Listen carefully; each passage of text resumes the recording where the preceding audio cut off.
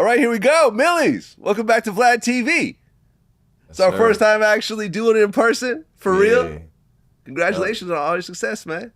Thank you. Yeah, we got a lot to talk about, but I just want to mention right now in the news, the Shannon Sharpe situation. How crazy is that? I didn't really see it like that. He had some accusations or something. Right, this girl who he said that she claimed that he choked her is suing him for $50 million. Damn. 50 million, and then she released some like choked her like how though? Cause like it's different. Like some girls like to get choked, right? But like in a sexual way. But then there's choking in a violent way. So it's two different things. Right. We're not exactly sure yet. I guess he offered to pay her $10 million. She turned it down. And Tony Buzbee is actually the lawyer that's representing her. That's the same one that filed all the Diddy charges and the Jay-Z charges. Oh, then it's false. Tony Buzbee's a clown. Yeah. Yeah, we see Tony Buzbee. We're gonna put the beats on Tony Buzbee. Well, you know what's interesting? Fuck Tony Buzbee. He filed a lawsuit against Hov, right? Right. Yeah, he's a clown. Yeah. Well, what's interesting is I actually went through some of your lyrics for Swim, and you got a line that says, "If I grip you by your throat, would you like that? My heart been broke, so on my chest I got a nice peck." You ever worry about getting sued for lyrics like this? Sued for the lyrics? Well, you know, maybe the person you're talking about, you know, might file a lawsuit. Like, girls will take your hand and put it on their throat. Like, they like that. All right, well, I gotta be honest with you. There's a reason why I reached out to you for this interview. Okay. The person next to me is not actually a security. He's a process server. He's Eric, a what? Process server. Eric, is there something you need to go? Yeah. You've been served. What type of joke you got going on, Vlad?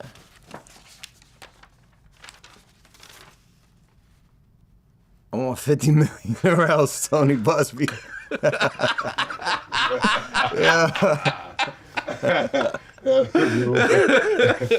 That's it. That was fucking funny, man. I knew it though. I'm like, yo, something's up with this dude, bro. You seen it? I said before the interview, real quiet, huh? Shit. I'm sorry, man. I had to do it. Tony Buzbee got me fucked up. That'd never happen, man. We treat women with utmost respect at all times. I'm big on that. I'm protective of women for real. I feel you, man. I'm just but all jokes aside, like if I'm out, even if I'm out with the girl, if I see a couple walking down the street and I see a guy on the inside of the sidewalk and the girl on the outside, especially if he's not pimping, like, bro, you being a horrible human at that point. You know what I mean? You gotta protect women, man, at all costs. Women should always feel safe and comfortable around you. Yeah, man, I agree. But being celebrities, like, we have to worry about the shakedowns. Yeah, definitely. Well, a lot to talk about today, but you got a new project out, Blanco 7. I do. Great job on this one, man. I feel like you stepped it up. You listen to it? Yeah, I've been listening to it all day. Okay. By My Lonely with Jadakiss. Yeah, tough. Tough as shit. And you know, like, I feel like, you know, you were singing on this chorus, but I feel like you don't really sing enough. Like, people say that, but I got songs with millions where I sing. I think what happens is I rap so good that it outweighs that. I rap on platforms, like all the radio platforms. I got the most consistent run probably in rapper history of that, prior to, like, you know, DVD era and shit. But if you want to talk about Flex, Sway, Static Selector, name them, LA Leakers, Fire in the Booth, all of that shit, I consistently do those over and over and over. And I consistently go viral. Cosmic Kev, whatever's the most respected platforms in hip hop, bars on 9-5. I don't mean to say all these platforms on your platform, but let's big them we up. support all these platforms. But it's not like that. I got the most consistent run, like, in rapper history, for real. Yeah, no, I was listening to some of your other interviews where you talking about how you got into the Double XL. Well, no, the BET Cypher. Yeah. The BET Cypher, how you actually, for 3 years, Yep. you would just show up uninvited. Yeah. Right? Yeah. You're not on their radar at all. Well, I knew the cameraman, so it's like the same. The cameraman or the director? I knew the cameraman. Oh, I thought you said Robinson. Chris Robinson's son. Oh, was the cameraman. Okay, now you're talking about Chris Robinson wasn't even directing. Oh, gotcha. So Yeah, I know Chris even that Robinson. high, That's why. Yeah. I wasn't even that high up in the plug situation. Yeah. It's like me knowing bro right here. What's your name? Leo. It's like me knowing Leo, and I sit in on fucking Vlad interviews for 2-3 years until you like, I'm gonna interview him.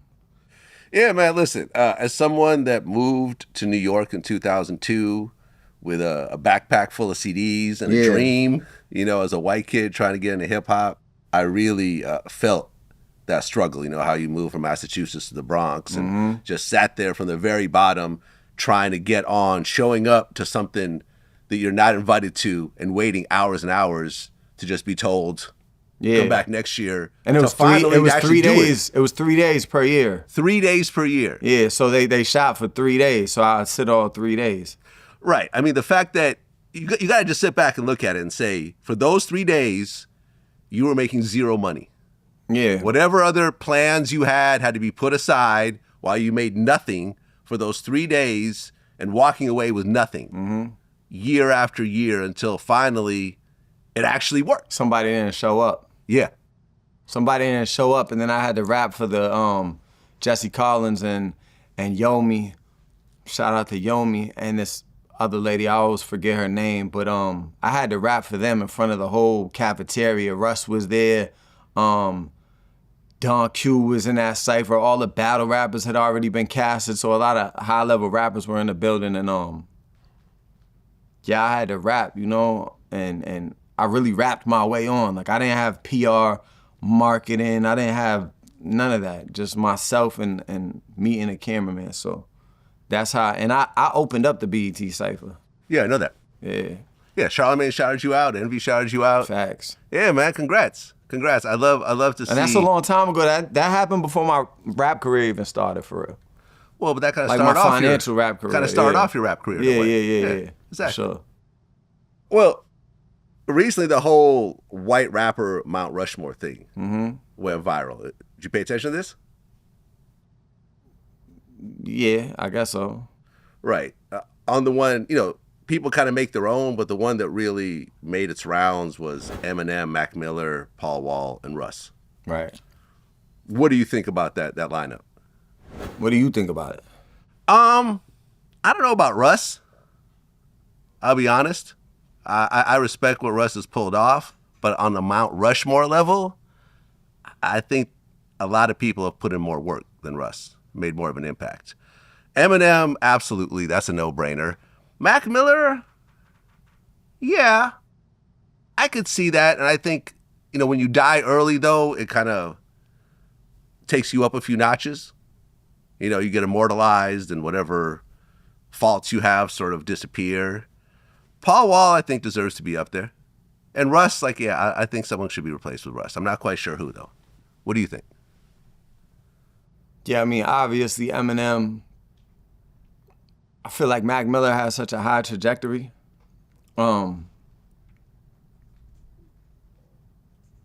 Artistically, where he was going. Like, he's probably one of the only, all right, if we're just doing this white rapper things, he got one of the songs that, like, he got a song that touched my heart for sure. I'm not familiar with as much of his catalog, but I know people, you know, swear by his catalog, so I'm not educated enough to say, you know, if he belongs on that white rapper Mount Rushmore. And then when you start talking about rappers, is it like, are we talking about the actual just art of rapping or just being an artist? For instance, Biggie is the best rapper of all time. Tupac is the best rap artist of all time. This is how I look at things. So, you know, it gets different. But I guess if we just lumping it all together, I'm putting Paul Wall on there for sure. And I'm putting myself on there 100%. Right, because what you gotta understand, Vlad, I didn't have a major. Every single white rapper that you know had a major. See what I'm saying? Yeah. So they all had a big corporation. Well, wait, Russ. I don't think Russ was ever on a major. Russ was on Columbia. Russ is a GOAT, though. Okay, Russ is a GOAT. Russ was independently already booming, then took a partnership with Columbia, then everybody got their hit songs. But Russ is a GOAT. Like, I follow Russ's formula on hard ticket sales and all of that. But I'm just saying, I'm the only one. So people might be like, who when it comes to Millyz? Because yeah, I wasn't molded by a machine and put in front of your face. I got on through shit like you were talking about earlier. I really rapped my way into this shit. I mean, me personally, with my experience of being in hip hop, as long as I've been in it, I'd have to put Beastie Boys on that Mount Rushmore. But it's a group. Yeah, so I don't know nothing about Beastie Boys. Yeah, it's a little before your time. I'm older. But Beastie Boys were like, I mean, I believe at one point they were the best-selling like rappers ever. Like when they first dropped, like the first album went like multi-platinum. Like it was just crazy. Shout out to them. Yeah. I'm trying to think who else on this list. Vanilla Ice. Vanilla Ice, that's my man. But I don't think you'd put him on the Mount Rushmore. He put up numbers too. You were talking. He put up numbers on one album. I don't know. Yeah, it was one album. It was the Ice Ice That Baby was a album. joke. I kind of liked it. If you were, No, I'm saying that was a joke when I said Vanilla Ice. I don't. Oh, you were joking? Yeah, Okay, that was got a it. joke. Yeah. I mean, who else is on this list? There's LP, who has the group with Killer Mike. Okay. There's Iggy Azalea. Shout out Iggy. It's my friend. Yeah. Action Bronson, he's put in work. Action Bronson's nice. Yellow Wolf put in work. Yellow Wolf is nice. Would you consider Post Malone a rapper? He came in as a rapper. Yeah. But kind of.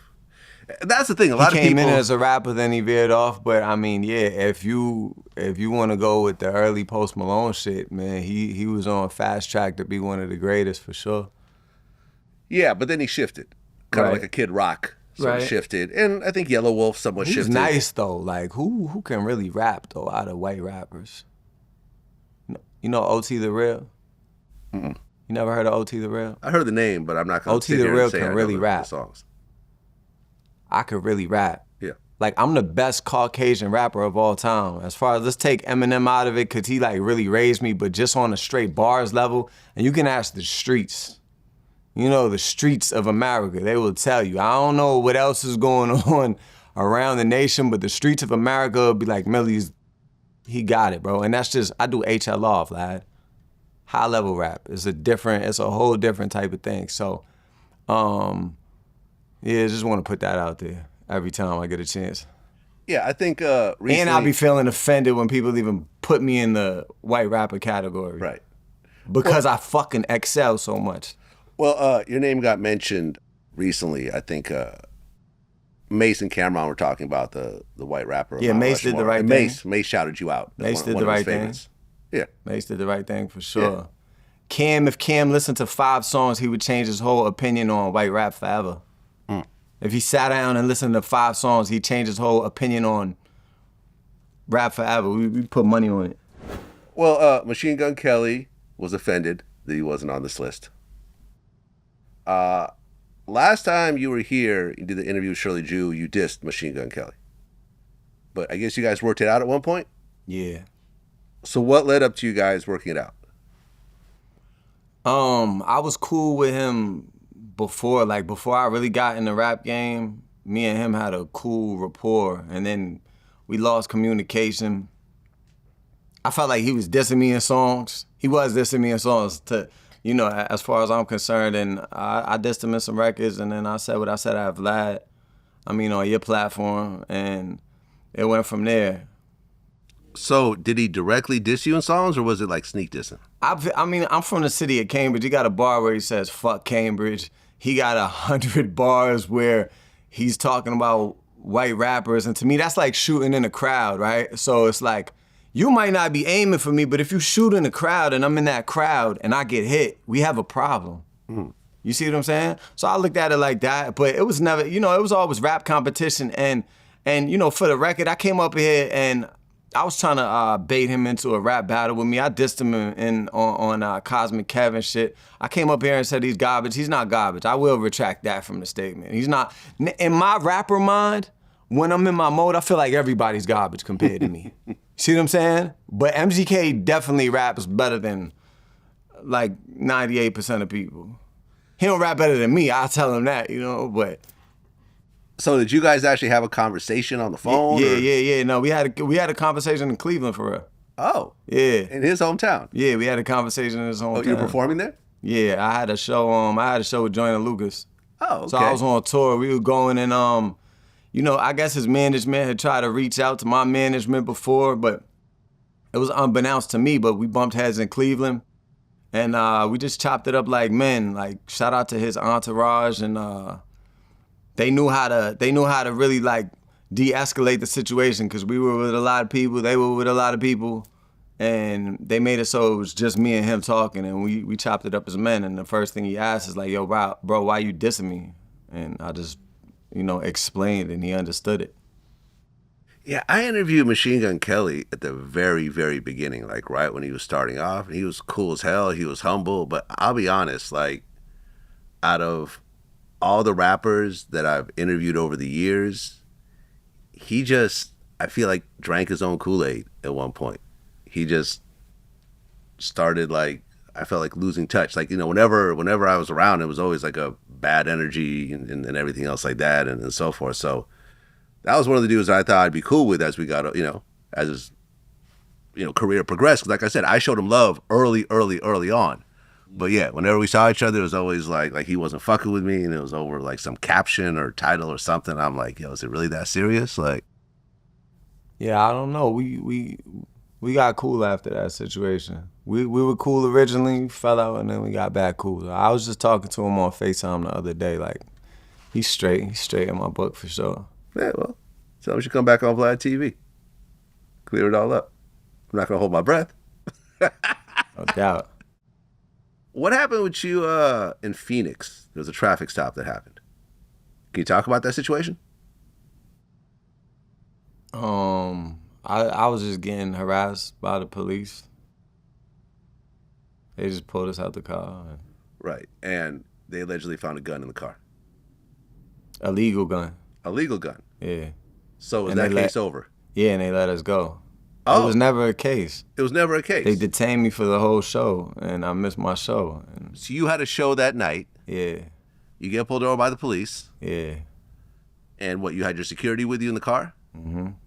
They found the legal gun. Mm-hmm. And then why weren't they like, okay, legal gun, have a nice day? I don't know, bro. They were just harassing me. Just harassing you? It was just harassing me, and then they let us go, but by the time they let us go, the show was already over. So you basically had to return your deposit and type shit. Reschedule? Yeah, I went back to Phoenix. I think we were back in Phoenix like a year ago or something. I rocked that shit. I rocked that bitch. It's crazy. Well, the new project, Blanco 7. Now, is this the final Blanco series? Nah.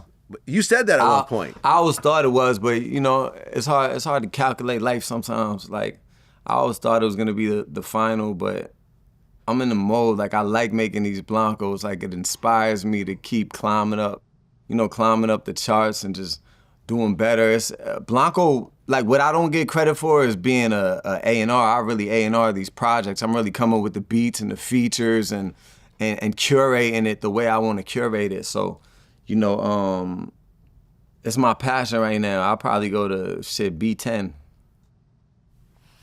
Okay, so you're just gonna keep dropping these over and over again? Well, when you say over and over again, it make it sound like but I'm saying if it's working, keep dropping them. Monotonous Go shit, with what works. And plus, yeah. I feel like you elevate each time. Yeah, that's what I feel like. Yeah. I want to keep challenging, myself. And when I started, like a lot of artists turned down my money. Like if you look, I always got big features on my albums. Mm-hmm. And a lot of the artists, like they helped propel my career. Like Mozzie helped propel my career. Herbo helped propel my career. No Cap helping propel my career. Certain people that it's just so much, they got so much love for the music and the craftsmanship of this shit. They just really help push me over the edge, bro. And I love the collaborative, effort on the projects and things like that. Okay. So is there gonna be a Blanco 8? Yeah. We're gonna be 8. I mean, the Blanco name, apart from what seems to be the obvious, is there a name? Is there like a meaning behind it? No, it's just what it's just, I mean, some people would call me that, and then I felt like, you know, that's kind of like my alter ego. That's the biggest version of me, you know? Like, it's like there was Millyz, and then I had ran with that name for so long, I wanted a different alias, and I started throwing Blanco there, and it just stuck. The song Risk Takers with you, Albial and Lee Ford, that was on Blanco 6 or 5? 6. 6. Is that your biggest song? That song's 20 million streams away from being a gold record. Right. I looked on YouTube. It's 19 million streams on YouTube alone. And then if you look at the audio on YouTube, not just the video, if you look at the audio, I think the audio got another 5. So that's 24. Yeah, and then it's whatever it is, it gets to around, it's around like 40 million streams. Right. Like, did you know you had something with that song? Hell yeah. Yeah. I knew Albial had just came home. A lot of people were telling us to work. My little homies, like in my neighborhood, they would listen to Leaf Ward all the time. I wasn't as tapped in, but you know, thank God that I got tapped in, man, because he's incredible. He's like Nas to the younger generation or some shit. Really? That's how I feel. Okay. Like rapping ability. Yeah. And I could say all this shit because I could rap. Nobody who's in the comments can, you know, question me on this shit because they can't. If you can't rap better than me, you can't tell me what Leaf Wood raps like, you know.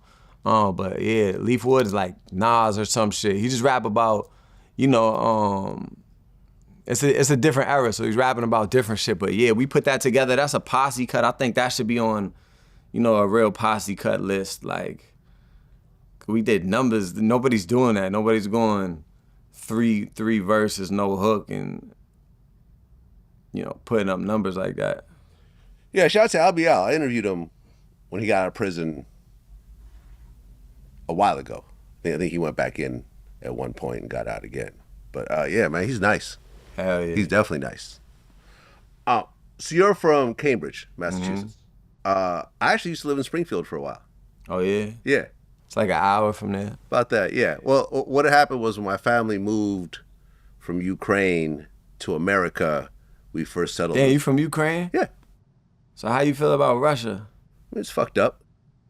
Like when you bump into like a Russian person, what's your vibe? It's I have no beef with Russian people. I mean, it's the government making these decisions. That's like saying, like, if you're in the UK and they bump into you, they're going to have a problem with you because of Trump. Like, no, it's the president. You're you. You're a citizen. I got you. Yeah, no, I have no problem with Russia. No, I was just curious, for sure. No, it's messed up. I mean, that was my former home. But at the time when I lived there, it was part of the USSR. So it was actually part of Russia. Right. So for years, I used to just say I'm Russian. And at one point, they're like, oh, I thought you were Ukrainian. I'm like, well, I became Ukrainian at one point, but when I was born, I was Russian. You know what I'm saying?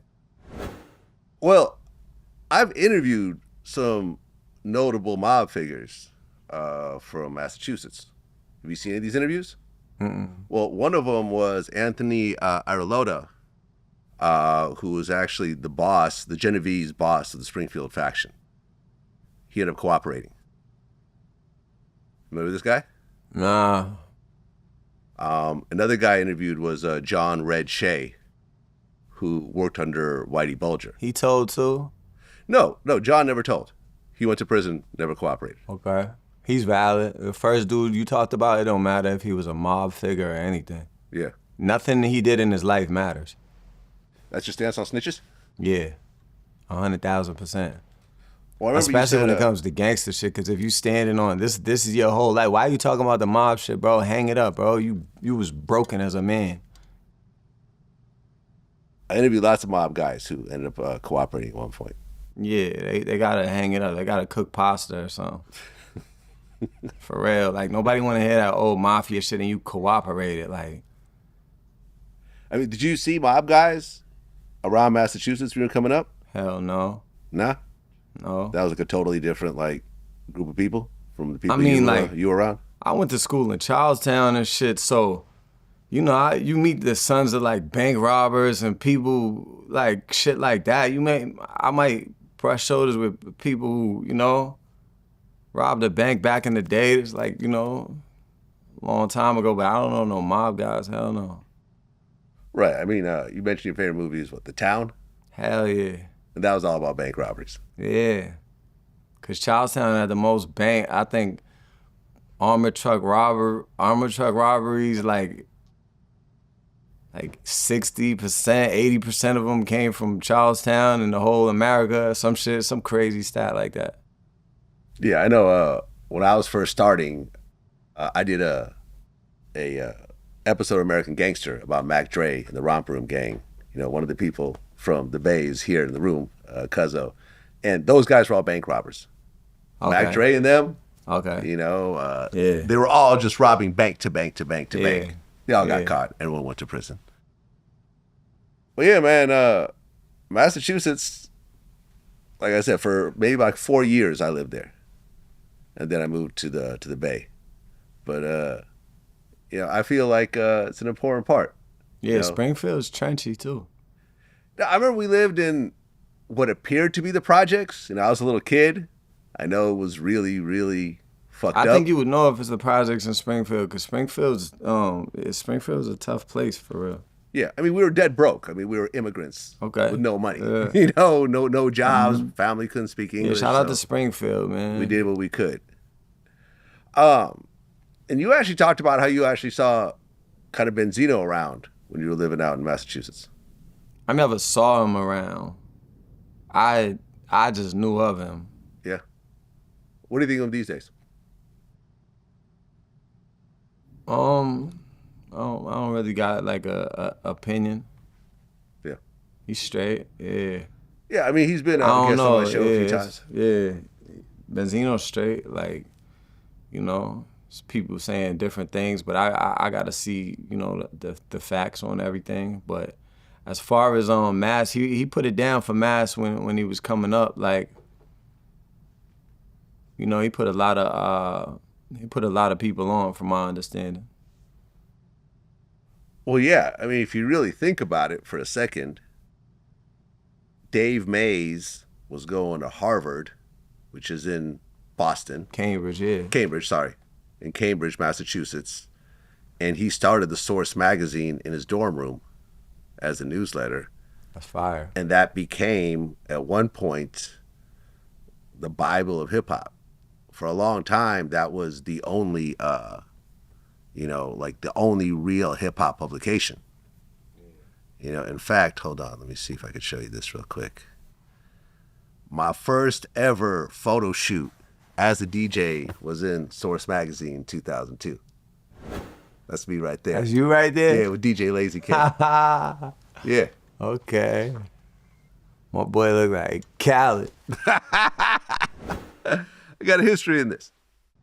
Well, speaking of Massachusetts, what exactly happened with you and the Boston bomber? Oh, man. That was a long time ago, but essentially, like, you know, the Boston scene when you're coming up, still to this day, it's like a rowdy scene. If you go downtown and shit, people like fighting and shit like that. It's like a fight culture city. And I was fighting with this kid that I knew, and we were getting the better of him. And he was with this guy in a trench coat and shit. And I guess during the altercation, the dude in the trench coat, he pushed me like this, like he hit me with some martial arts type shit. Broke my clavicle bone, spun me around type shit. Punched this is gonna sound like a Freaky Zeke story, but like I can tell this is like, I don't know, it's like fucking 14 years old or something. This is like a long time ago. However long. But yeah, so we're getting the best of this kid, you know, downtown Boston, regular shit, fighting. And the kid was with, you know, the Boston Marathon bomber, the older brother. So this was the younger... Okay, the kid that punched you was with the marathon bomber. No kid punched me, Vlad. I thought he said he hit you in the... No. So we're beating up some kid, who happened to be with Sarnaya, the older brother, who fights MMA and shit like that. Okay. See what I'm saying? Gotcha. I didn't know that though at the time. He just seemed like a square in a trench coat. He did some shit like this to me, broke my clavicle bone, spun me around. We had this dude with us who just got out of jail. I think I had just met him that day. He was a big dude. Boom, he hit him, knocked him out, or at least knocked him to the ground. And then I was with my man, I'm not gonna say his name, but I was with my man who's like, he's a real fighter. Like, it was my best friend growing up, still one of my best friends, but he's a real fighter. And he squared up with the marathon bomber. I'm still on the floor, I'm fucked up. This is the first real like loss I took. We would fight downtown a lot, and my man was really on, like my man a crusher UFC fighter. So he squares up with the marathon bomber, and you know, other things happen, more of us start, you know, piling in, but I just remember him telling me that the marathon bomber he was hitting the flaps on his coat and squaring up. He was hitting the flaps on his trench coat and he would square up. And he was saying like fight me, like basically like, you know, fight me fair type shit. Like, but my man was like, hell no. And you know, shit transpired, and a couple days later, I had got a message from this guy, Sarnaya, because, you know, they're from Cambridge. So the Boston Marathon Bombers from like 2 minutes from where I live. Mm-hmm. So I got a message through someone saying, yo, tell Millyz I'm a fan of his rap. I never meant to like hurt him. I was just trying to stop him from beating my man up. That's why I did the move to, like, he didn't inflict trauma to my head or my face or anything like that. You see what I'm saying? Purposely. Mm-hmm. This is what makes me think he didn't really bomb the marathon either. Okay. No, follow me. All right, let's hear it. So I hit the ground or whatever, all of that shit's going on. A couple days later, he sends word, yo, tell Millyz, like, yo, I apologize. I'm a fan of, like, you know, his rapping shit, because I always been like a big local rapper. I'm a fan of his rapping shit. I didn't mean to do that. I'm like, all right, whatever. And then I think probably like 6 months later, we saw on the TV, boom, the marathon bombing. We're all tuned in and shit. I actually saw the state police cars going by type shit. And I see, like eventually somehow they put his picture and his brother's picture, and everybody just started sending me, So this is the guy that hit you in the... So he hit me with some, Yeah. But he did this all in one move. He hit me in the shoulder, turned around, hit the big dude I was with, swung on my man. My man said he heard the breeze go by his ear, and then he started hitting, flapping his coat. He was a real fighter. Like, he was really like that. But yeah, we saw his picture on TV, and everybody started hitting me like, yo, that's the dude you fought downtown, bro. And they were saying he was the Boston Marathon bomber, but my thing was like, if he was the Boston Marathon bomber, if he did that all by himself, why did he have the empathy to reach out to me and feel the need to like apologize if he was such a stone cold killer? Well, I mean, people are multidimensional. Just because they're one way for this particular purpose. Yeah, I'll take that, because I don't even want to get into it. I don't even want no conspiracy theory. They're going to have me in Guantanamo Bay or some shit. I keep talking about this. Yeah, I mean, think about it. Like, how often do you hear of, you know, someone doing something horrific and their mother is like, he was a great boy. You know, this can't be true. You know, he was so kind and loving. Probably with you he was, but... No, I could see that. You know, how many people did they kill? Like, hold on a second. How many people died? Like 3 or something. 3 people died. But 269 people were injured. These were like nail bombs, I think, right? Yeah. They threw a bunch of nails with an explosive device in the middle of it, and nails just went everywhere. Yeah. Like, this is horrific, man. Fuck those guys. You know, maybe y'all are cool because he apologized, but fuck that guy. No, I'm not saying I'm cool with them. Yeah, fuck that dude. I'm not Seriously. I'm not saying I'm cool with them. I'm just saying that raised suspicion that, like, if he was, you know, the only person involved in doing that. I don't know. There's a lot of people with a lot of suspicious shit. Like, if you actually look into that, the FBI, somebody called in about a murder that he was connected to. The FBI went to question the person who called in about the murder, and they ended up killing that guy too. Look that up. The A Boston Marathon? guy who had information on the Boston Marathon bomber being linked to a killing in Waltham and shit like that. Huh. Okay. A guy called and said, yo, I got information about this. The FBI went out and saw him and they murdered him. And they said he rose up with a mop ring. So there's other shit that you don't know about that I ain't gonna go into, like Fair enough. OD, but there's conspiracy theories about that. But something that's not a conspiracy is that's the only, loss I took as a grown man was to the Boston Marathon bomber. Fuck is dudes talk about? None of y'all can say it. No, I'm playing. Go ahead. You heard? All my shit are untouched. For real. Were you supposed to sign with Treyway before the whole Fed case happened?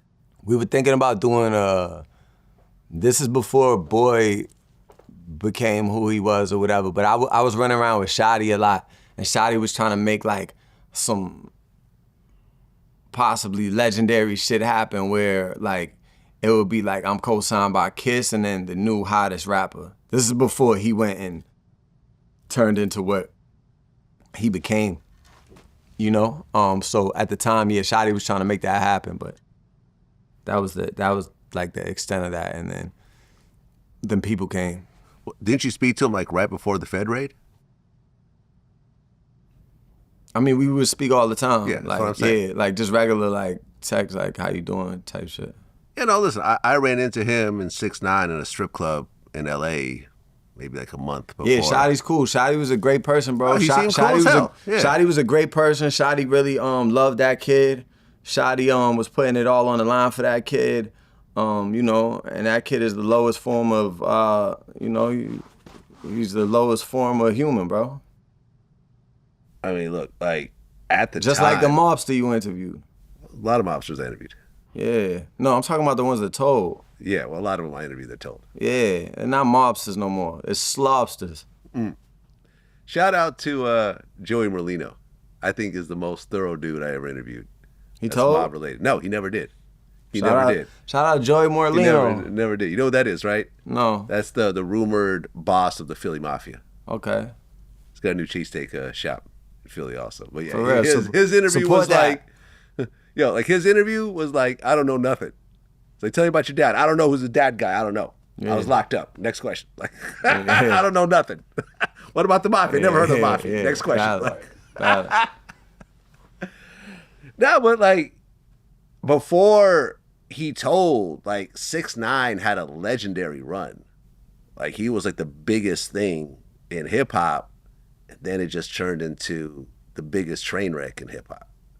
I mean, do you ever see him actually becoming like, because he went and did reggaeton and stuff like that. Do you ever see him actually becoming a respected rapper again?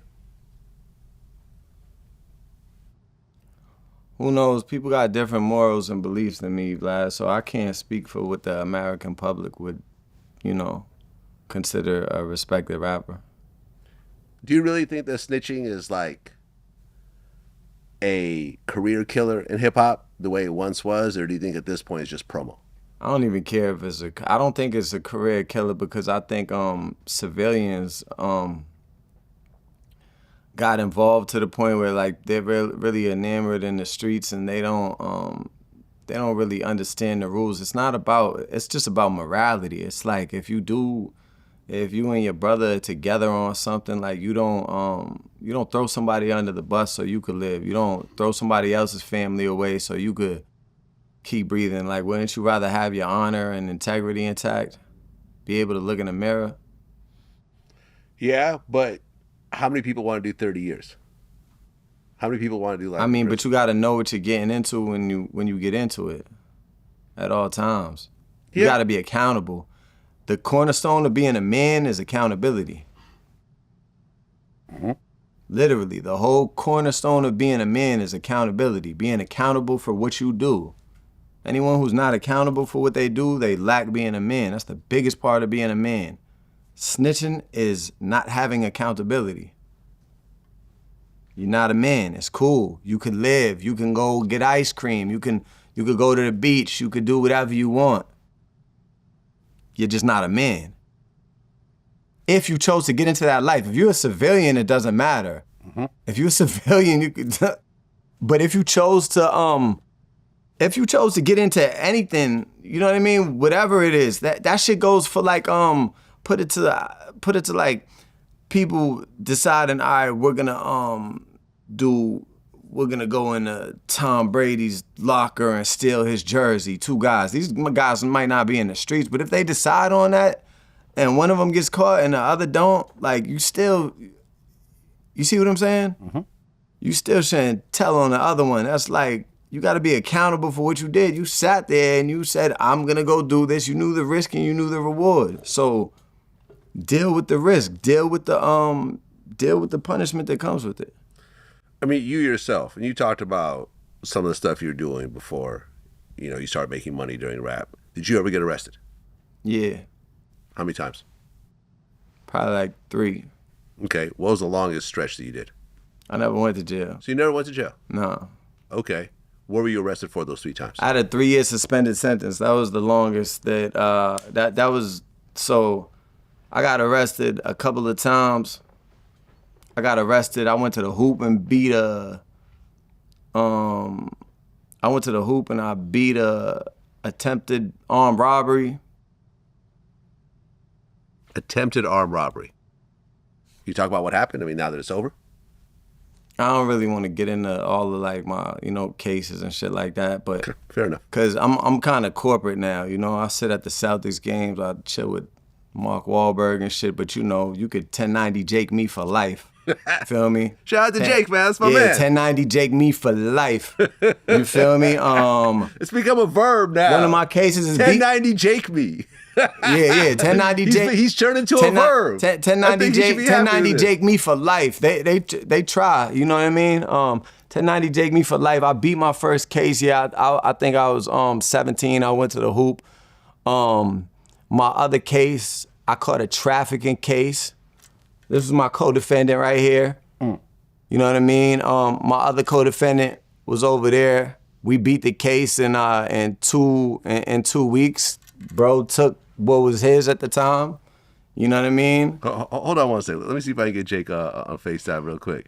Hey, real quick. I'm interviewing Millyz right now. He said something interesting about you, positive wise. Do you mind if I record this real quick? And I'm gonna put you on with him. You gonna put my face on? I'm in the gym. I'm in a fucking cryo chair right now. Yeah, we'll put your face on. Is that cool?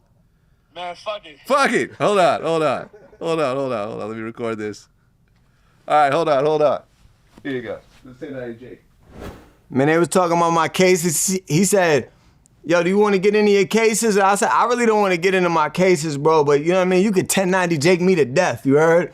And 1090 Jake had a close friend that he was pushing, who as soon as he found out paperwork was on him, he put it out there. Me and bro is cool, but if you ever see, you know what I'm saying? If there's ever something foul on me, that's just the code of the streets, bro. You could 1090 Jake me to death, you know what I mean?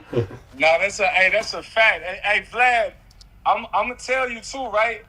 Because people try to say this and that about bruh, and I got to the bottom of that in 2 seconds. It was all based on bullshit. But if you really do your homework, you will find out Millyz done been there where real life murders done took place and never said a word. You know what I'm saying? It's just the fact that he doesn't project that people don't expect that. But if they did their fucking homework on him, they find out there's a lot more to his story than he speaks on. So, it's always been love and respect with bruh.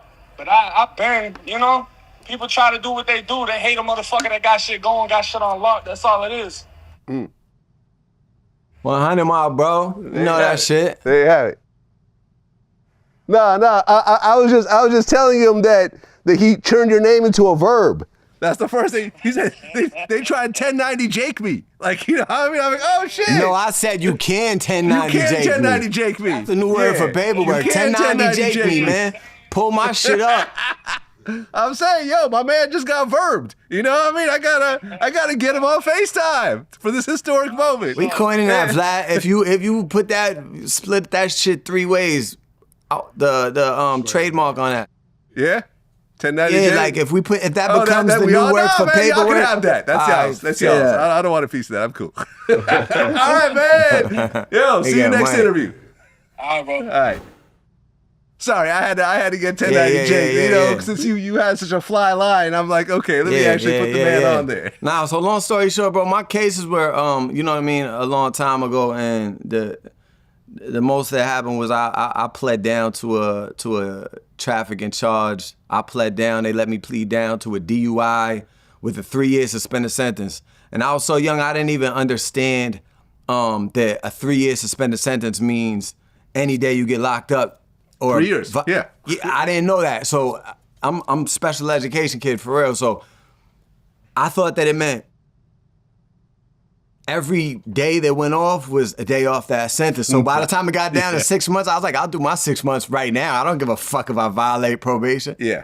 Doesn't work that way. Yeah, but you know, God's been with me this whole time, bro. Like I got a heavy God presence in my life, man, and I was able to get through that 3-year suspended sentence. And I don't wish that on anybody because you really got to walk on eggshells, man. I know people with 6 years suspended sentences, 10 years suspended sentences, shit like that. So. Yeah, I mean, look at Young Thug. Man. He took a 15-year plea deal. Well, a 15-year suspended sentence plea deal. 15 years probation, I believe. So. You got a suspended sentence? I think so, yeah. So during those 15 years, if he violates, he could get up to like 35 years. Yeah, and that's their whole plan. So you know, like I had a good lawyer, George Murphy, and they smacked me for the DUI but they hit me with that 3-year suspended sentence. I really had no idea what that was like. But by the grace of God, yeah, I'm here, man, because I need it every day to be able to focus on this rap shit for real. Okay, like during those times, when you look at like a 3-year suspended sentence, that's not what they give you in the beginning. That's what you end up with at the end. In the beginning, they're usually threatening you with like, what, 5-10 years, something like that? Yeah, it was probably something like that. Yeah. Did they ask you to cooperate? No, there was nobody to cooperate on. It was just you? Yeah. So during any of your cases, did they ever offer for you to cooperate? I was never asked to cooperate on anything. Really? Yeah, because it's like, yeah, I don't know, like I think that's more shit like when you, like back in the day, I guess they had, you know, feds and shit like more for the mob. I think like nowadays they're trying to like really get circles of people to cooperate on each other and shit like that. Like, yeah, I feel like these days the RICo thing is being abused. Yeah, it's being abused 100%. Yeah. That shit was made for John Gotti and them, and they'll go RICo somebody's projects, and that's a gentrification RICo. So basically, if they like a neighborhood, they'll RICo that projects that's sitting in the, like, for instance, right, Cambridge. Let me break Cambridge down to you. Cambridge is 5% the size of Boston, essentially. 50% of that is like MIT and Harvard. 20% of that is rich people. 30% of that is blue collar. Within that 30%, you got 14 housing projects, right? Now, obviously, Cambridge is we're closer to Boston than damn near Boston. I could race you to the Boston Garden. Like, if you get shot, you go to Boston Medical. Like, the Mass Ave Bridge is there. We got water. It's beautiful. But there's 14 housing projects. So what would they want to do? They'd RICo a housing project. Mm. And now, you know, once you catch a case, that's Section 8. So everybody got to get out. You see what I'm saying? Wow. Okay. But this is happening all over the nation. So name a place that's beautiful in New York. Like, wherever you see a beautiful place with projects, they're going to try to RICo those projects and say, this project is a gang. Get all of that out. And it's RICo gentrifications for real. I believe it's the housing developers and shit, the people who is coming in and gentrifying shit, working with the feds hand in hand. Well, yeah, I mean, you saw the RICo happen with the whole YSL Young Thug situation, and then YFN Lucci. That's state though. Well, yeah, those were state RICos. Mm-hmm. But for example, Diddy is being charged with RICo. He's like a one-man RICo. I've never heard of that before. A freako, yeah. Shout out to Boosie. That's what they call that. Boosie started calling it that. No disrespect though. I just seen Diddy's sons though. I wish their family the best, and you know if he's innocent of all of that, I wish him the best too, because he's an icon. I mean, me personally, I think he's gonna beat it. That's what's up. I think he's gonna beat it. In fact, well, here's the thing, right? So I spoke to a lawyer that's close to this case. He asked not to be mentioned, but what he said was Tony Buzbee. No, not Tony Buzbee. I don't know Tony Buzbee. You almost got to know Tony Buzbee early in this interview. We gonna fuck Tony Buzbee up. But a lawyer that's close to this case, who at one point was being asked to join the case, and he turned it down. He said that the Diddy case is 100% beatable, but they should have pushed it back like a year to really get all their ducks in a row, because it takes a long time to really get your defense ready, do all the investigation on all the potential witnesses and everything else like that, to get people on your side. But from what he said was that Diddy was itching so badly to get a fast trial. Because remember how he kept trying to get out? He had 3 bail hearings in a row, all of which got turned down. This trial is in 2 weeks. And now, Brian Steele just joined, that was Young Thug's lawyer. Now, they try to push it back 2 months, like he said they should, but the judge said, no, it's too late for that. So it's going to trial in 2 weeks. So if he loses, it's because he tried to speed things along too quickly. But then again, when you have someone like a Diddy, who's a billionaire, who's used to flying private, on yachts, beautiful women, parties, you throw him in a dirty jail cell, he's going to start to panic. Right. I mean, do you think he's going to beat it? Everything is God, Vlad. I don't know. Yeah. Well, speaking of God, you talked about a situation with a gun that you felt that God saved you from. Mm-hmm. Can you talk about that? Yeah, I talked about a divine intervention situation. I feel like I've had divine intervention a few times in my life where God has saved me from things. And it was a situation where God didn't intend for something to happen. And this is way long ago, because me and the word guns and crimes, I'm completely a legal, law-abiding citizen, a corporate person. I do charities, and all of this is way in the past. And I was just more a at-risk kid, as they call them. But yeah, no, God saved me from that incident and a lot of incidents.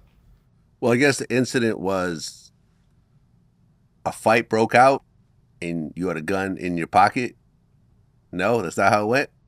Yeah, I don't really want to rehash it because they be trying to play with me on the internet. They try to play with me on the internet. You can't talk godly instances with people that's ungodly. Where you at with God? Pretty much an atheist. What makes you an atheist? There's no higher power. You don't feel... I'll say it like this, right? I think when I interviewed Neil deGrasse Tyson, the scientist, I think he, presented it in a way that kind of connected with me. And that is, as a scientist and as an astrologist, when he looks at the universe and he sees all the factors of the world and the universe and other planets and so forth in space, there doesn't seem to be an intelligent force behind anything that happens. It's all essentially random. There's nothing that he could find that shows that something is somehow guiding things a certain type of way. That's cool. Bro, that's... Yeah, y'all could, I'm not gonna lie, that's the dumbest... Neil deGrasse's the smartest, dumbest human on the planet, bro. Okay. How are we here, Vlad? This is all God. Everything is energy and frequency. Okay. So everything comes from God. Part of it? Where did evolution start from? It started from single-cell organisms. Where did single-cell organisms start from? It started from bacteria. Where did that start from? The Big Bang. Where did that start from? The Big Bang. Where did that start from? Okay. What the fuck is the Big Bang? That's the big God. Okay. So you think there is a God for sure? I know there's a God. So you think there's a heaven? I don't know about heaven and hell. I know there's a God actively working in my life. Okay. In your life, in his life, in this room, all around. Okay. 100,000%. All right, so let's talk about this. And God is with you. You just don't know. Okay. So what you believe in? You believe in karma? I do believe in karma. Yeah. I think that every action has a reaction. And I think with karma... That's God that you're believing in, though. No, I think that if you do something, it has repercussions. Because what? Energy? No, because of things that you do. So Okay, If you- I'll put it like check this. it out like this, right? Okay, So go if we just talking about karma, like let's say you walk out the door and you slap a 13-year-old girl for no reason, and then 5 years later you get hit in a car crash and get paralyzed or something, God forbid. Would you think that was karma? No. So then you don't believe in karma. Well, I believe in karma when you can actually connect the dots. I think a lot of people call it karma because they don't know some of the things that are happening behind the scenes.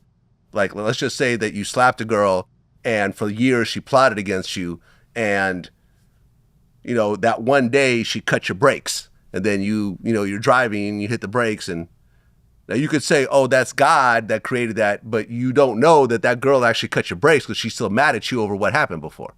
That type of shit happens That's all God the time. putting that in her mind. Everything is God. God is putting that in your mind, or you slapping her is putting that in her mind? Everything, listen, there's a devilish energy on this planet and there's a godly element on this planet. It depends which side you sway to. God runs this whole thing, but there's people that fall into dark forces. And I'm not saying atheist is better than being with the devil. See what I'm saying? But is it? Do you believe in do you believe in good karma? Like what do you do that you feel is good for the world? I take care of my family. I'm a good friend. I'm there for when my people need me. I think I put out positive messages. You feel like your platform is positive? Overall, yes. Yeah. People will focus on some of the stuff that isn't positive, but overall, I think it's very positive. I think I've told life stories of people that otherwise would never get to tell their stories. I feel that when people come in with conflict, I try to lower the conflict. I've tried to get people together that normally would be beefing with each other. I've gotten people together that were beefing with each other to be friends again.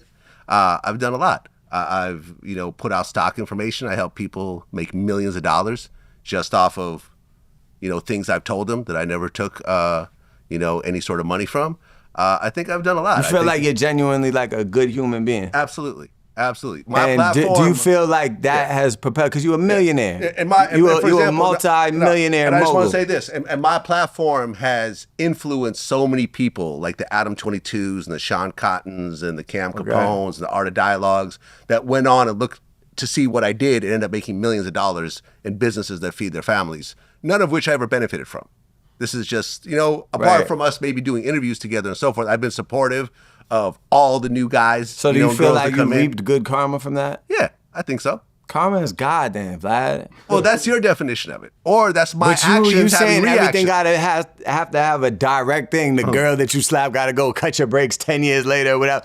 It don't work like that. Well, according to you, it doesn't. According to me, it does. Okay. We can both be right. We agree to disagree. We can agree to disagree, and I respect. And listen, but I God have lots of friends that are but religious. I'm gonna tell you, God is still with you, and I think some of the things that you put out on your platform can be negative, just in the sense of just street shit, like interviewing just people involved in the streets and shit. That shit, I don't know, to me, because like I kind of grew up around certain shit, I'm not enamored or infatuated with none of that shit. I think it perpetuates dumb shit sometimes, and I feel like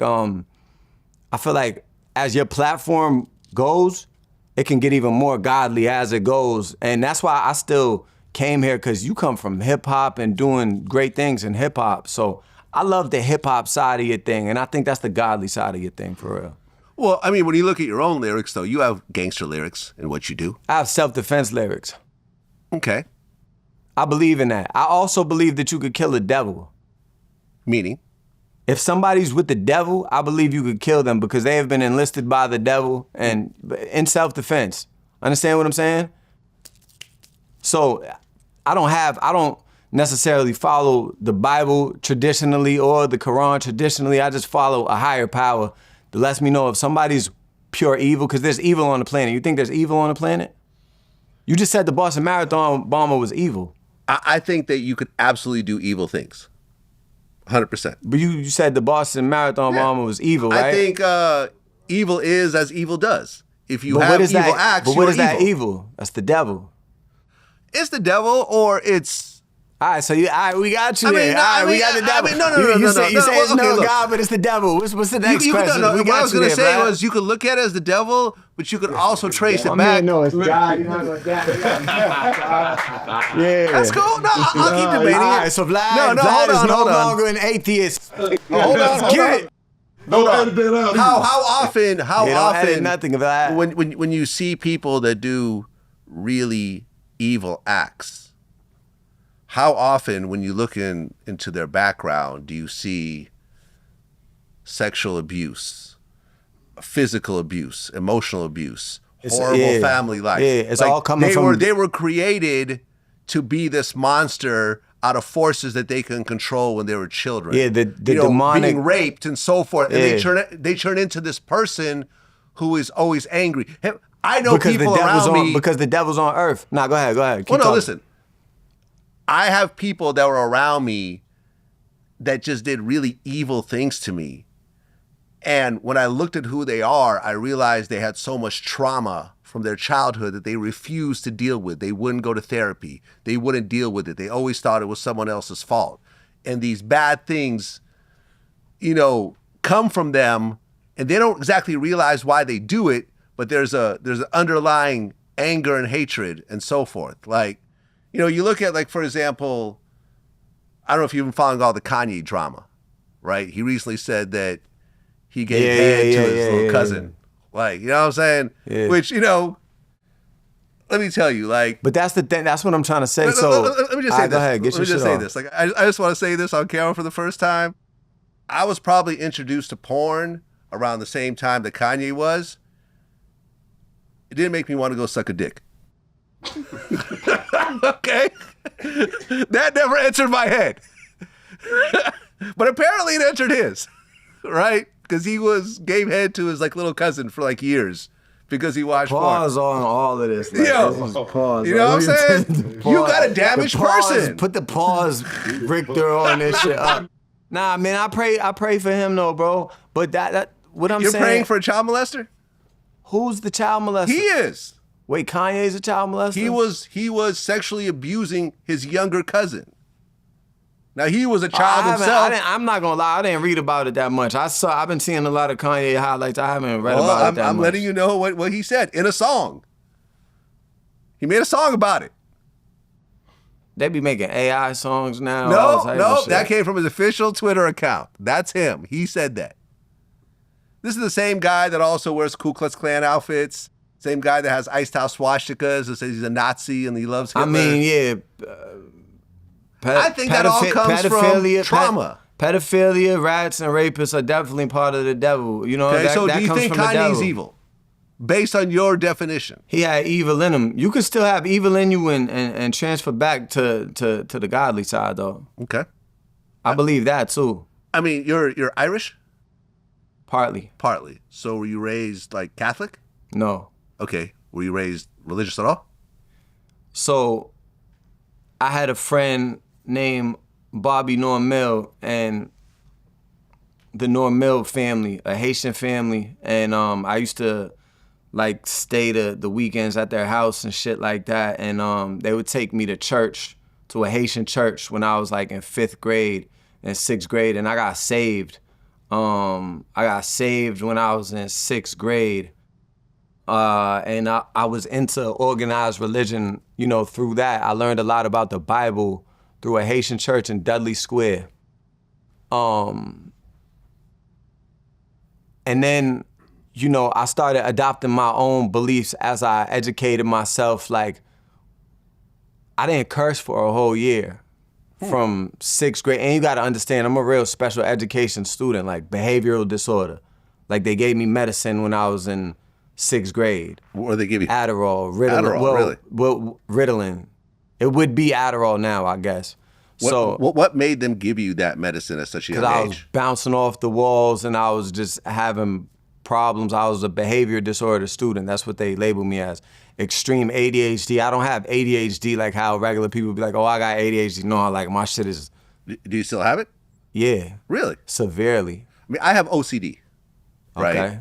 And to me, I feel like I've sort of directed it into a positive.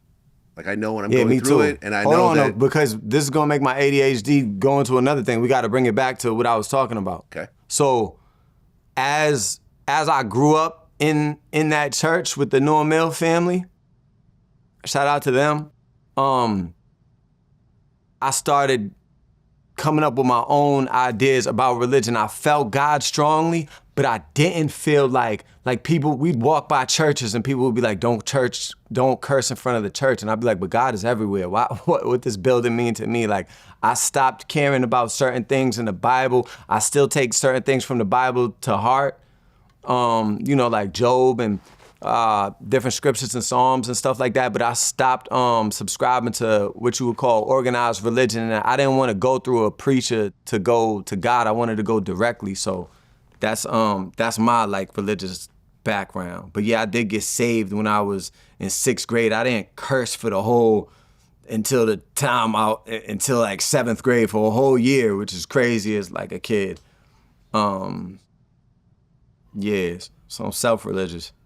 Yeah, I was raised Jewish, had a bar mitzvah. I mean, I really just did it for my grandparents because they came, my family came from Russia, and this was communist Russia, and you weren't allowed to practice religion. It was illegal. All the churches and synagogues were all shut down. So when they came over, like especially my grandfather, he just really made it a point to finally be able to express himself through his religion. And he was the one that was really going to like temple and everything else like that. So, I told my grandparents I'd have a bar mitzvah. Unfortunately, my grandfather didn't live long enough to see it. My grandmother did. But after that, I was like, all right, I did what I told them I would do. I'm just gonna go do my own thing at this point. Right. But listen, I have close friends who are very religious. Close Muslim friends, close Christian friends. And I respect everything they do. We don't have to, just because I don't agree with the same thing doesn't mean that there should be a friction between us. No. If you believe in God, I totally respect the fact that you believe in God. That's all good. 100%. I'm never gonna And I'm never gonna not or... stop telling you that God is in your life. So that's cool. Yeah. You can pray for me. I'll appreciate it. For sure. You know what I'm saying? How did you and Jadakiss end up getting together? I did a feature through my man Set Free. So my man Set Free took me to New York. He found me, like basically scouted me out of the Boston area, and I think he saw a video of me on World Star, and he thought I was a star, and he told me to come run around with him in New York. Started meeting people. I had a record at the time. He would just freeze a guy who just really networks hard. He went through his whole, he'd go through his whole phone contact list, and he's just hitting people. Who could we get on a remix? Raekwon, this person. He's calling people, no one's picking up the phone. He's like, you know who I know? I know Jadakiss, bro. I'm like, no, you don't know fucking Jadakiss. He's like, no, I know Jadakiss. And he calls Kiss, and Kiss picks up. And at the time, we're in the Bronx. And here go God. We're in the Bronx, and Kiss like, yeah, what's up, Free? Where you at? And Free's like, I'm at the compound, man. He had like an art studio kind of thing. And he's like, I'm at the compound, man. You gotta come see my studio. It's in the Bronx. And Kiss is like, I'm in the Bronx right now. I just picked up my man from the halfway house in the Bronx. Kiss's best friend, Kay Rosewood, had just got out of jail that same day. See what I'm saying? Mm-hmm. He happened to be 5 minutes away from us when Free called him. You get him? I ain't gonna, you know what I mean? Good. But yeah, Kiss ended up pulling up. We chilled. I played him the record. He's like, that's you? I'm like, that's me, bro. And Free's like, yo, if we could get you on the song, like, just let us know, man.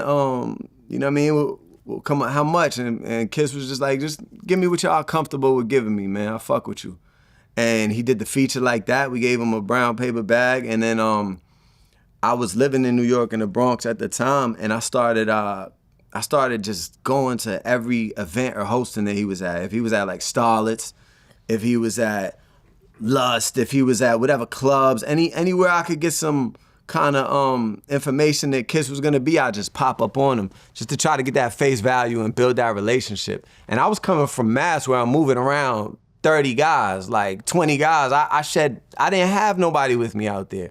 I started moving around by myself. But I realized, like, if you want to go fast, go alone. If you want to go far, go with a lot of people. At the time, I had to go fast. You know, I had to get in certain situations, and I'd be able to shake myself in the club by myself, not too much money, but Kiss would see me, and he usually called me into the VIP section, and I'd chill with him, and those were some of the biggest nights of my life, just being able to sit next to Big Bro in the, you know, in the section, and him treating me like a celebrity. I don't got no money in my pocket at the time. He's just one of the realest people ever, and I stayed around him. But it was actually his man, Ice Pick J, who found out that I could sing. And Ice Pick J, rest in paradise, found out I could sing and told Kiss, like, you know this kid sings? He don't just rap, he sing. Like, they played in my singing shit, and then from there, it was like, it was on. And Ice Pick J passed probably like 3 months after making that real introduction with me and Kiss on the musical level, like the getting signed level. He passed on. Kiss put me on the album called Ignatius, which was Ice Pick J's original name. I mean, government name, you know what I mean? So that was a big break for me. So you're still signed Jadakiss right now? Yeah. Right. Yeah, I mean, look, I never mentioned this before, but Jadakiss owes me an interview. How he owe you? I'll explain it. So you're not the first artist that signed to Jadakiss, right? I'm not the first one that signed to him. Well, you're not the first rapper that Jadakiss signed to his label. The first rapper was Nino Man. Okay. Right? So when Nino Man was first coming out, and I'm looking at the video right now, 2015, Jadakiss's PR person was like, hey, listen, we got this new rapper named Nino Man. If you could interview him, I can guarantee you that Jadakiss will do an interview for you when he goes on his promo run. So we did the Nino Man interview. Jadakiss went on his promo run. But did you hear it from Kiss? I didn't hear it directly from Kiss. Kiss is a man's man. Kiss is a man's man. So if Kiss told you that, I'd say that. Sometimes people will use an artist and say, yo, I got people that tell motherfuckers, yeah, do this for me. Millyz a bop, bop, bop, bop, bop. So if you heard it from Kiss, Kiss would be I didn't hear it from Kiss. If you heard it from Kiss, I'm 100 right Kiss now. is a man's man, like, you know? So maybe I got played by the person that was in no, between if Kiss that was told trying you, to push. If Kiss ever told any human he was going to do something, he's doing it. Well, I just learned a valuable lesson being in media, and that For sure, but when someone promises you something later on to do something now, my answer is always no now. Yeah, for sure. You know, like, and get it direct from the artist too. And get it because a directly lot from of the times artist. as artists, we're kind of used as like, not him. You know, he's a boss, but I've been definitely used like a puppet in certain, you know. Yeah. No, I mean, like these days, like when I get this type of approach, I say, all right, let's record, you know, if like a bigger artist wants me to put on their small artist, okay, cool. Let's record your interview now, and I'll record the new artist after. Well, I'm not ready to drop anything now. That's cool. We'll record it now. I'll keep it in the can. You tell me when you're ready to drop it. I'm fucking And then that's when you get the, well, what about, nah, and usually I'm good. Like, I just learned an important lesson from that whole situation. Word. And, you know, to all the media outlets, like... I wouldn't attribute that to Kiss, though, but I feel... Okay, so maybe Kiss didn't say it. This is why I'm not saying that it came from Kiss's mouth. But the situation happened, and it is what it is. Shout out to Nino Man. Is he still doing his thing? Yeah, shout out to Nino Man. He's killing it. You know, he got a feature on VladTV, so No you know. doubt. You said something interesting. I think it was on No Jumper. You said that it's harder for white rappers to get on, but once they pass a plateau, it becomes easier. I believe so. I don't know. You know, I fluctuate on that idea. But yeah, I mean, having the complexion for the connection is a real thing, for sure. Like Post Malone is tattooed like an Aryan gang member, right? Like if you just seen him on the outside. Yeah, you wouldn't know what he is. Yeah. You would think he did time. You wouldn't know, yeah. Sing Sing or some shit. It could be all over the place, yeah. Right. And I know he's the greatest hearted person ever, I'm sure. But he got he's corporate. He got Budweiser deals, all type of shit. I'm not sure that, you know, that happens for everybody. There's a complexion thing there for sure. That's an interesting point. Are there any major rappers who have corporate deals that have a bunch of face tats? I don't know. You might be onto something here.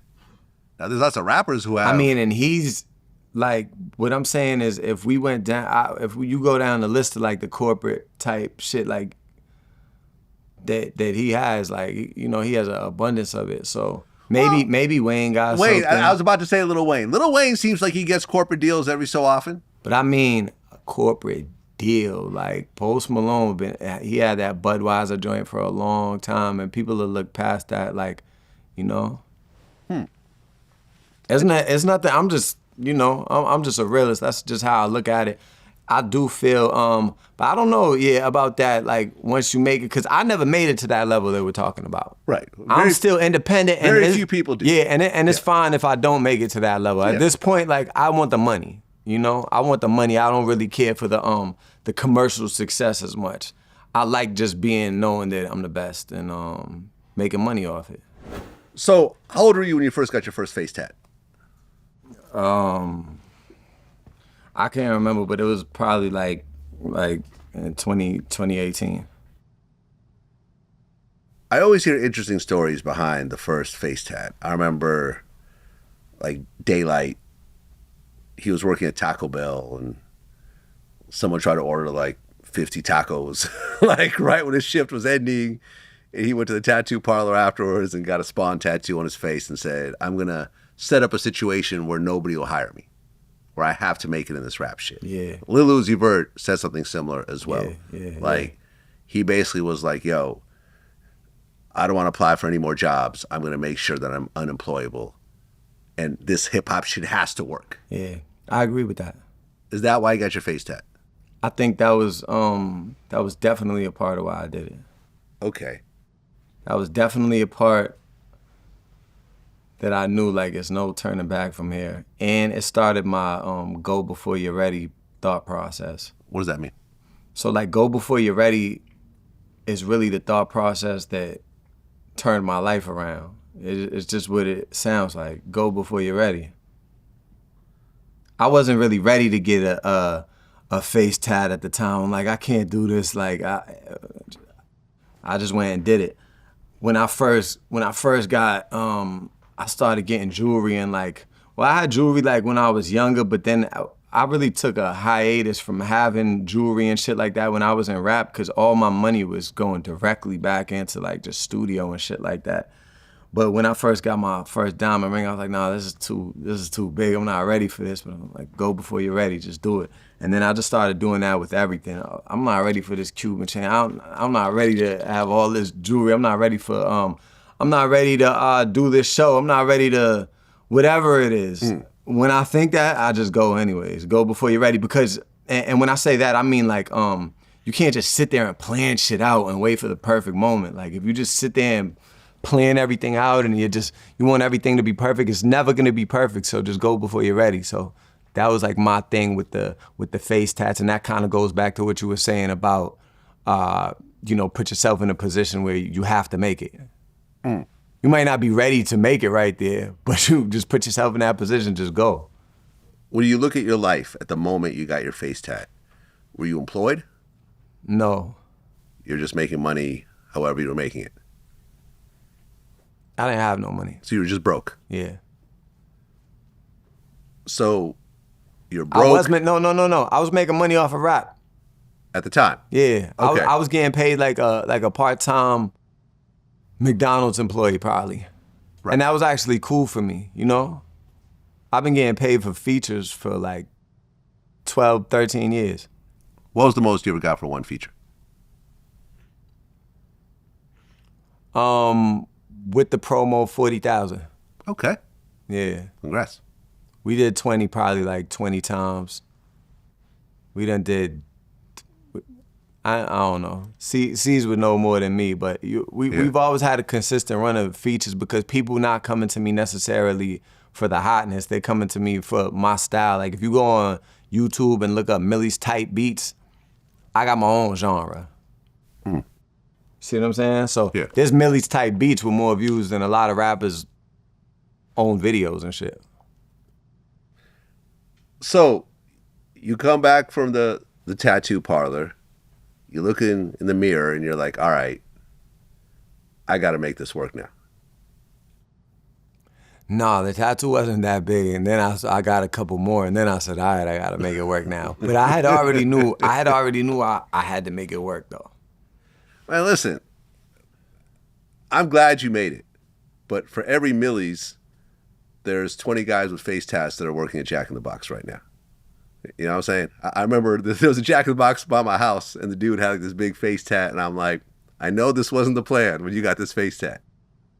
You know, I know this wasn't in the plan. I mean, maybe he put his gang on his face or something. So there's different. Well, that's what I'm saying. Like whatever. There's different symbolism. When you put like your some gang people on your do face, you're not planning on getting a 9-to-5 later on, right? Yeah, a lot of them dudes end up having jobs because they realize like after that second bid or whatever it is, most people go get a job for real. Most of the killers, I don't know no killers, but most of the people that been in, real shit end up squaring up in a good way. I don't mean squaring up like a nerd, but some real people that done savage things working in regular jobs and 9-to-5s and shit. You and Dave East have a close relationship. For sure. So you guys had one project together or two? Yeah, we got one. One. We got so many other songs that could be like two, but yeah, we got one official project, Pablo and Blanco. Right. Plus you have other songs like later on. I think Dope Sellers. Yeah, me and East is a group though. Really? Pablo and Blanco. So that's a group. Yeah, we're a group. Yeah, I don't think Dave East likes me, man. The last we 3 interviews. No, I'm just keeping 100 with you. Why do you think that? I don't know. The only reason I think that, I could think of, because me and him have never talked, but we've had 3 interviews scheduled that he canceled the day of. Right? Who are you talking to though? I'm talking to whoever was booking him. Yeah, but Vlad, that's what I'm saying. You got to stop looking at things with the artist. Unless you're talking to the artist, you talking to people around them. That shit don't count. Like, not saying East's team. I love East's team, but it go back to the Jada thing and all of that. It's like, if you're talking to East and East said he was coming to the interview, he's coming. Okay. Well, on 3 different occasions, it was canceled. Yeah. Which, in my line of work it really impacts the business. You know what I mean? Because we schedule things 100%. after the person. And, but you see, you reached out to me for this interview. Well, I reached out to you directly, exactly. Yeah, and I pulled up. Boom. Listen, text message. If you wanna reach out to Dave and tell him about this conversation and connect us, I'll be more than happy to do it. I never been around him and heard him say nothing foul about you, bro. So I don't know. The only thing I could think of is that over the years I've criticized Nas's beat picking. And I know, so that's the dude that signed him. I think that's a whack argument too, for real. Nah, you actually, I haven't heard you saying that, but when people say Nas got bad beats, I don't agree with that. Listen, I thought that Illmatic was brilliant. I think that was a top 5 album of any genre. Like, I really am a Nas fan. I just felt that after that album, some of his beat picking was not really to my liking. That's my personal opinion. As a hip hop dude, I could say that. And I don't know whether Dave took that personally or not. I don't know, man. Nobody's taking hip hop opinions personally. I don't agree with that personally. But that's cool. Like I respect that. It don't offend me.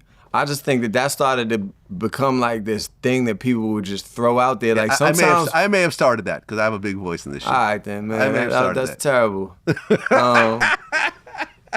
I've never said nothing about his lyrics or his rapping or his artistry. Yeah. I just say... Nah, he got hard beats, though. He got hard beats all on... Damn, what was his second project? No, Street Dreams. Stillmatic? No. It was written. Come on, it was written. Fire beats. I Am slept on fire beats. Stillmatic, fire beats.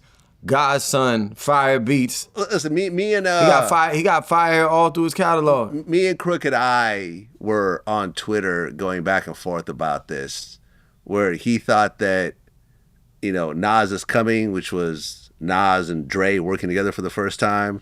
He thought that was great. And I personally didn't like that beat with Nas. I just didn't think it fit right. I felt like... I didn't love that one beat. But I also said... But that's 1%. Right. And what I also said was when Dre did Phone Tap, I thought that was brilliant. Fire. I thought that was perfect. Oh, like, we he was in his bag. we got to rap on phone tap when we go to other thing. There you have it. See, like I thought the phone tap beat with the way everyone was rapping on it was genius. You know, I just flamed LA Leaker so bad last night. Oh yeah, flamed him. yeah. Shout out to LA Leakers.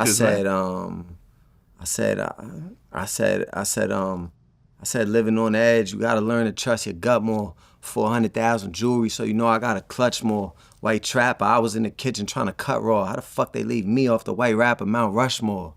When I'm the only one that really seen mountains of white. I know the joke was good money, but I still counted it twice. All right, go ahead. No, man, listen. And when I say things, I'm not just hating, just in general. Like I got. You ever say things to like troll and like, you ever just like pop out and be like, my shit is going slow. I'm gonna get an internet reaction right now. Do you do that sometimes? I'll say things. You're a media company, I'll so say you gotta, things that I know will react, but there's usually some truth in it. Like I don't just say something opposite. Like, you know what I mean? Like I wouldn't go and say I'm gay just to get a reaction, right? I wouldn't. I know it would go viral. I know it'll get 1 million fucking impressions. Yeah, you should say that right now, bro. Go on Twitter. Say that right now, bro. Say just I'm see how gay? much you get. Yeah, it's recorded. Millions. Right now. Millions nah, of... I'm not going to do it. I'm not doing it. I'm not doing it. I'm not doing it. Didn't allow to say you was that.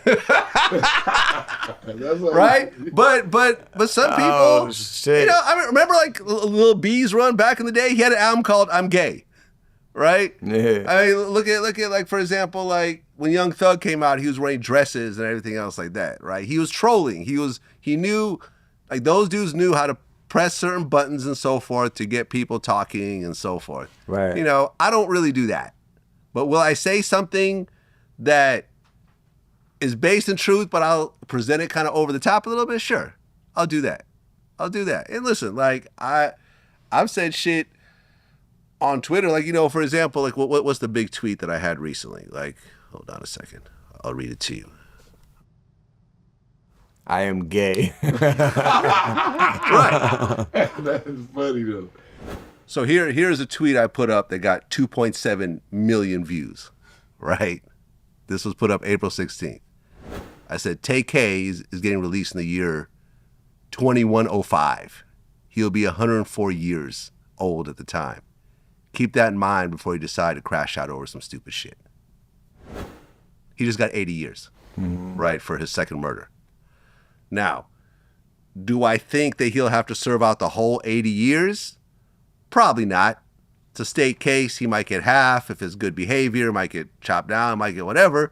But I'm kind of trying to prove a point here by saying that like, don't just go and do some stupid shit thinking there's not unbelievably serious consequences. Tay-K's probably going to be in prison until he's late into his middle age, if not an old man.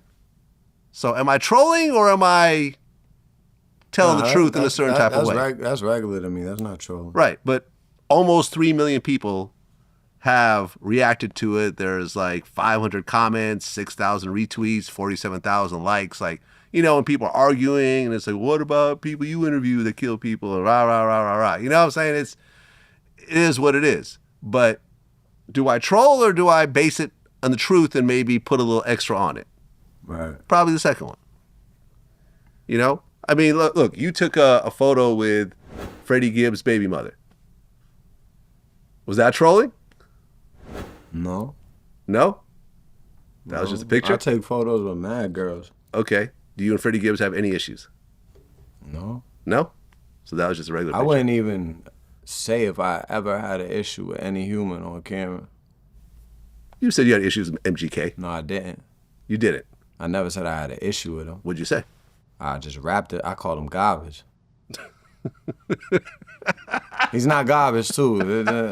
My man, we tied in. But I never said I had an issue with him. I never said I was going to do Calling anything. someone garbage means that you have an issue with him. If I called you garbage, you would not be that's cool a rap after tape. that. What are you talking about? You just said that you didn't like the Dre beat on Nas. You don't got an issue with Dre? I said that particular song, I didn't like the way it came together. I never called Nas garbage. I never called Dre garbage. Yeah, I see, just to said me, that it's this just particular this particular song, I felt didn't work. It's two different things though. Like, yeah, like that's not an issue to me. Like when, like the shit with MGK, that's not an issue. That was just we talking about rap. The whole time we talking about rap. You know what I mean?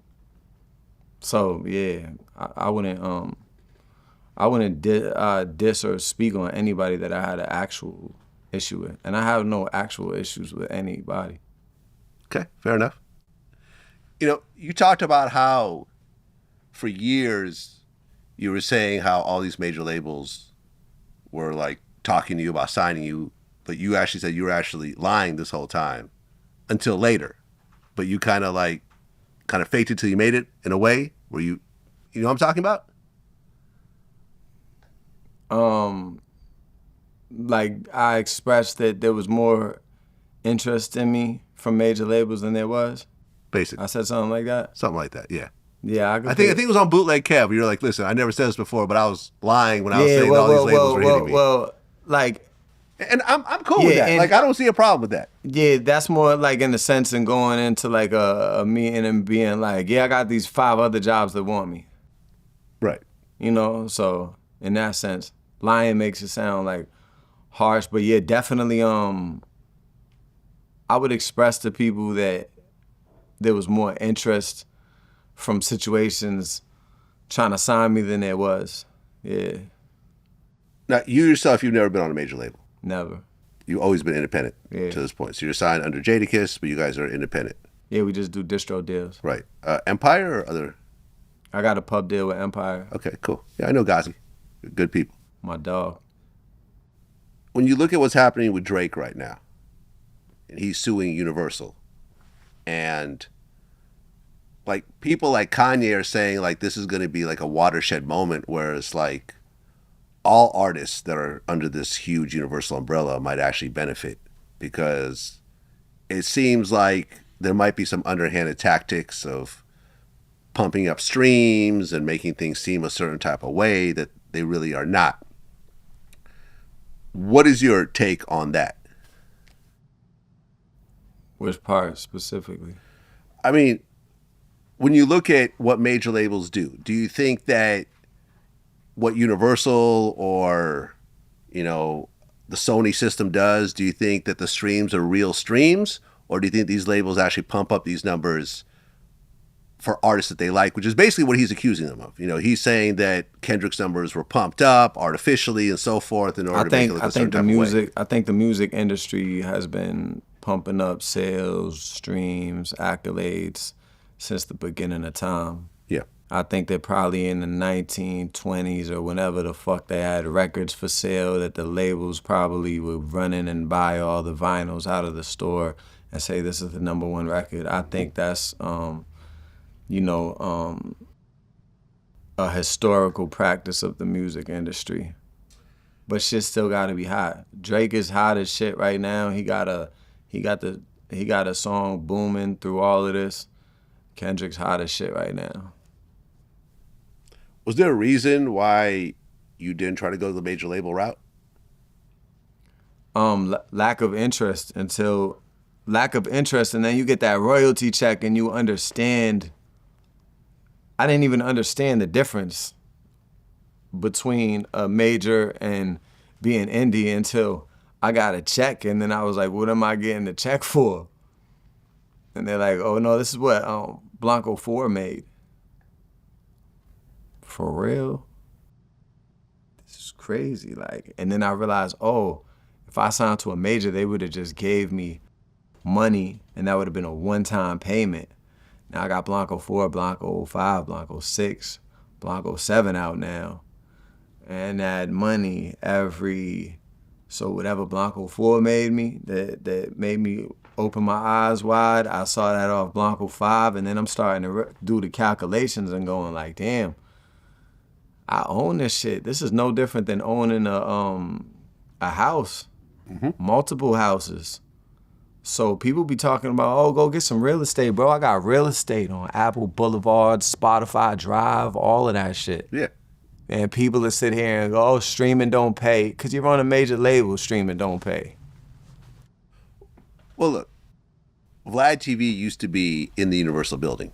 We were part of, SRC in a certain type of way. So I got to see how the machine functioned, behind the lights and the cameras and everything else like that. It's a give and take. You'll get if you're a hot artist, you'll get a big check, but that check is a loan. Yeah. If you get... And that's the last one you see. A lot of times, yeah. Unless you keep getting hot. And that's the deal. And that's the scary part. So it's like being independent. I would love the major looks. Don't get it twisted. I'd love to do Jimmy Fallon show. I'd love to do the NBA All-Star Weekend. I'd love to be put at all the Paris Fashion Week shit that you get from the PR that you get with them. I'd love to collaborate with all the artists they put. I'd love my song to be going up in every club and having 400,000 dumped behind a song. I would love that. But the other side of that coin is that if you get on a major label, you take that advance, your first record flops, your second record flops, now they reel that budget back. Now you have to dig yourself out of that hole. Mm-hmm. Whereas me, independently, because nobody gave me an advance and nobody's controlling my budget, I have a small budget to work with, but I can keep dropping. I could try 20 times to make something happen. Whereas on a major, if you fail once, twice, thrice, you're done. Or you're gonna have to find an investor or some other sort of situation where you can start dropping because they're gonna shelf you and go on to their new artist. Yeah, it's a tough decision depending on where you are. Like I remember I've been interviewing Riff Raff for a long time, right? So shouts to Riff Raff. Yeah, shouts to Riff Raff. And I remember, Diplo called me one day. It was like, hey, listen, I got this new artist named Riff Raff. Can you interview him as a favor? And I'm like, I looked him up. I'm like, yeah, this dude seemed like, he's a character. He's talented. Like, cool. And he was signed to a major label at that point through Diplo. And I remember in our last interview, we talked about this, about how he dropped an album. It was well received. And he's like, okay, I'm ready to drop another one. And they're like, no, hold on. Like, let's keep working on this next project until we get it to the quality level that we want to get it to. And listen, Diplo is a monster at what he does. So it's not like he doesn't know what he's doing. But then that created sort of like, well, no, I just want to drop. Like, I don't want to wait a year or two before my next project. So he ended up getting off the label and going independently. And he's like, I don't know if that was really the right choice because my next few projects didn't really do those big numbers that the first one did. And you see this, like for example, like being at SRC, I remember talking to Steve Rifkin, and he explained to me how when he first signed Acon, nobody was fucking with him, right? Remember that song Locked Up? Mm-hmm. He put Acon on a promo tour for a year and a half until people finally started to like the song. So think about how much money it took. Yeah. City to city, airplane tickets, hotels, go to the airport. You need a rep in that city to take you around. All these people are getting paid. I know. The record is selling 0 copies at this point. But Steve believed in it, and he probably invested 200,000, 300,000, 400,000 in it. And then, of course, Acon becomes the biggest thing in the world, and all that money comes back 100-fold. But for every Acon, there was like 10 dudes that he put all this money into that went nowhere. And that's the problem with the record industry, is that, like, and people don't like to talk about this part because it's like, oh, I blew up and I made no money. Well, for every 10 artists that a major puts out, 9 of them will probably flop. That one will go crazy, and the deal has to be set up to make up for those losses. You see what I'm saying? Mm-hmm. But you're hard-pressed to really find independent artists who go number 1 on these Billboard charts because the promo required to do that. I remember when I interviewed Mac Miller for the first time, I think his first project was, I believe, the first independent hip-hop album to go number 1 on the Billboard charts. Remember how hot he was when he first dropped?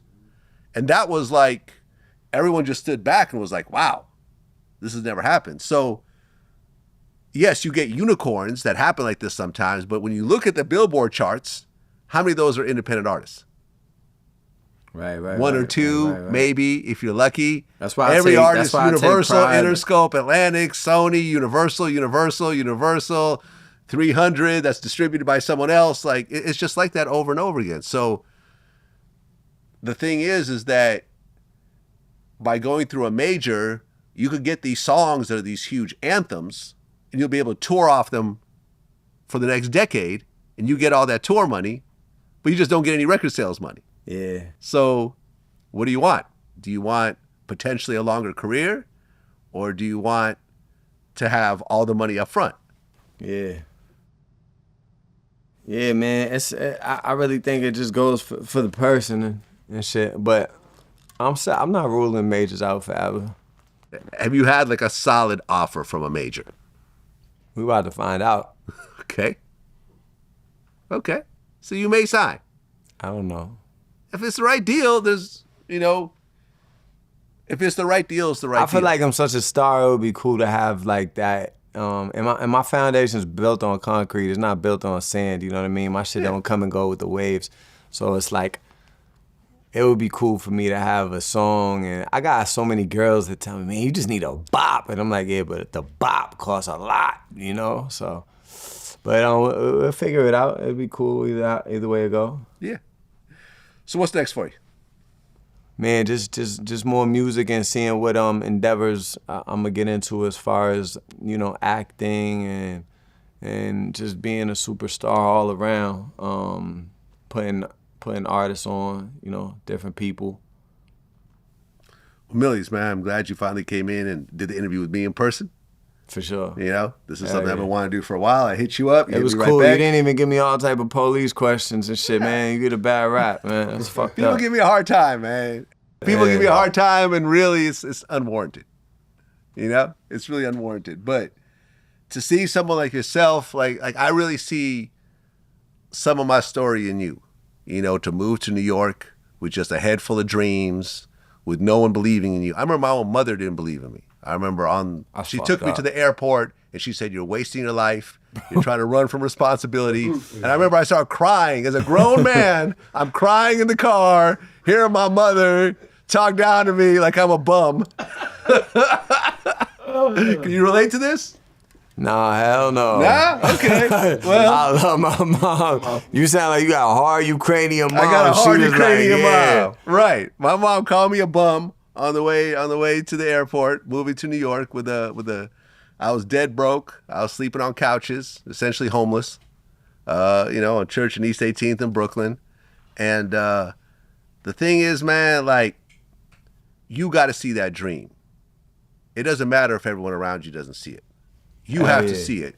And you also can't get mad at people who don't see your dream and put you on early on. I see a lot of dudes. Yeah, no, I don't get mad with nobody, bro. That's like, I look at it like everybody's gonna spin back, bro. I used to hit you. I remember going up to an interview with China Mac. I was like, yo, Vlad, interview me, but it wasn't the right time then. It wasn't the right time then. When you hit me just now, I was like, yeah, of course, it makes sense. It's synchronicity. Right. And I admire your maturity, because there's been other rappers, like let's say Troy Ave, for example, that would like, when they started to buzz and I would reach out to them, it'd be like, well, you didn't want to fuck with me then, so fuck you now. And it's like, well, I didn't want to fuck with you then because you didn't have a fan base yet. Yeah, Free Taxstone. Free Taxstone. Exactly, Free Taxstone. That's my friend.